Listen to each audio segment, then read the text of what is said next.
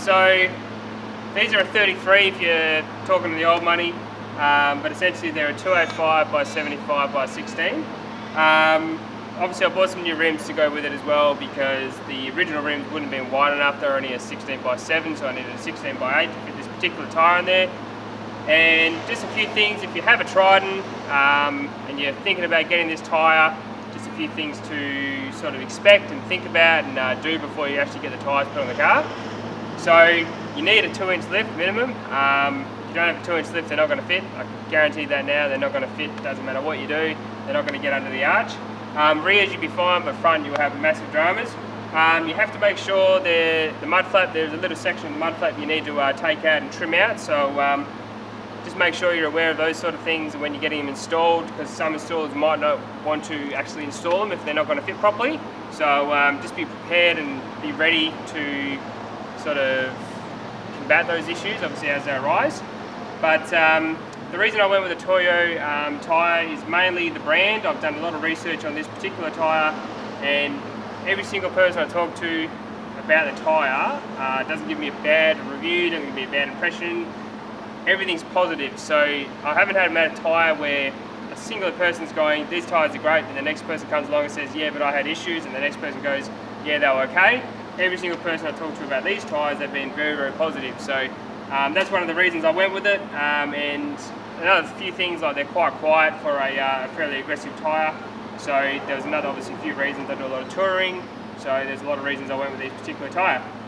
Now, if you're wondering what rims are on the actual car, they're a dynamic steel wheel. They're a zero offset, so obviously they bring it, they're a negative 37 from factory, these cars, so you need to have in my opinion, this is generally the best fit. It's going to be a zero offset to bring them out a little bit.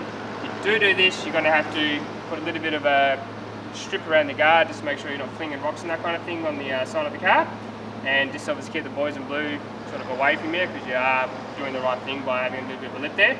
But a zero offset brings them out enough to stop it fouling on essentially the suspension components, and a few things inside, like the rear arch and that kind of thing gets really close. So that's why I went with a zero offset in this particular tyre. First impressions, awesome tyre. I got them installed at Tyre Power Albany, and the chap named Oliver did an absolutely bang on job, great service, gave me a great deal, and I drove from Esperance to Albany to get these fitted. So that's how good the deal was. And one of the reasons I went with this tyre is everyone that I spoke to about it said they're extremely easy to balance for a fairly aggressive tyre or tread pattern. And when we actually went on the balancing machine, he had the balancing machine going there and it was rolling around and all the rest of it, and he showed me a Mickey Thompson on there, and that was rolling around and it was actually wobbling, and he said they're actually quite hard to balance, and they're not perfectly symmetrical, which is weird for a tyre, but they're not perfectly symmetrical coming from the factory.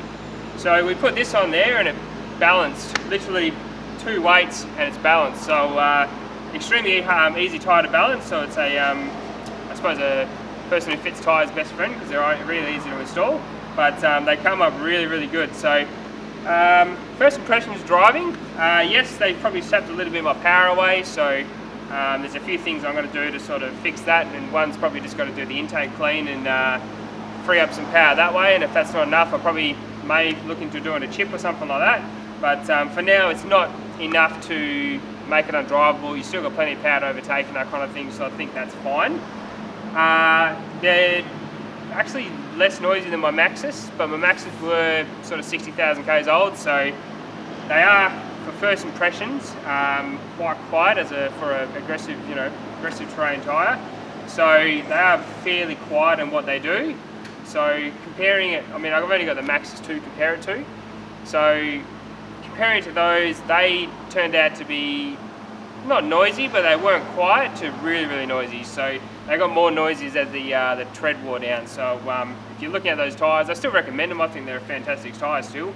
And for an all-terrain and their price, they're actually pretty much bang on, considering you'd compare them like with a BF Goodrich or something like that. So, you know, a couple hundred, probably $100 cheaper than a BF Goodrich, so they're worth it in that respect.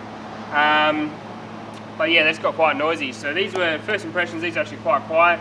Grip is actually pretty good. I was on some gravel just before, and the grip seems to be really, really good. So I'm happy with that. I don't actually sort of spin up tyres as much anymore, which which is obviously good for traction. And yeah, I think, mate, another reason I went is actually look quite aggressive, and you probably think the car now probably the tyres are quite big and it looks quite aggressive, so it looks a bit like a rig. So I'm quite happy with the actual look of the tyre, because I think tyres can make or break a car. Some tyres look funny on cars and some look really good, so that's sort of why I went with this sort of shape and these really aggressive side biters. It's obviously just give you more grip and that kind of thing. So obviously further on down the track, I'll give you a updated review of 10, 20, 30, 40,000 Ks, or I might just do a 20,000 Ks update, just to give you an idea of sort of where they're travelling and what they're doing, how noisy they're getting. But yeah, first impressions, they're actually really, really good. So one of the, not getting too much into the science of tyres, because I think tyres are tyres, but the actual tread pattern inside these tread blocks, there's actually little grooves in there, so you can't, rocks won't get stuck in there. And obviously the other idea is obviously to sling mud out, so they've actually got quite a interesting tread pattern. So there's actually a little groove in here. I'll put up a little bit of it on the video, but you can see the little grooves in here. They actually sling out mud, and they're, yeah, as I said, they're quite an aggressive like tread pattern, but I like it. So anyway, that is the quick update on the tyres, and look, I think they look fantastic. If you have any questions regarding these tyres, don't hesitate, just flick me a comment or a message or whatever, and what I needed to do to sort of get them installed. But two things: if you have the standard front bar and not a lift, it ain't going to work. You at least need a bull bar or an X-Rocks bar or something that's actually not as cut in as the standard bar. And yeah, obviously removing the mud flaps, and I'm going to give them a trim and that kind of thing, and make it all fit. But yeah, you need at least 2-inch lift mat minimum, so just to get it to fit. But I think they look fantastic. So yeah, pretty happy with them. And again, thanks to Tyre Power in Albany. Oliver done a great job. So if you're cruising down through Albany and you need some new tyres, hit up Oliver. He will give you a great deal. And if you tell him I send you, he'll actually give you an even better deal. So yeah. So if you need your tyres, hit him up. So I'll leave it there. I won't want to ramble on too much about the tyres, because it is tyres, but I thought it was worth an update video. And as always, that's another episode of 4x4 Camping and Adventures. I'll see you on the next videos, or I might even see you on the tracks and trails. But until then, see you later.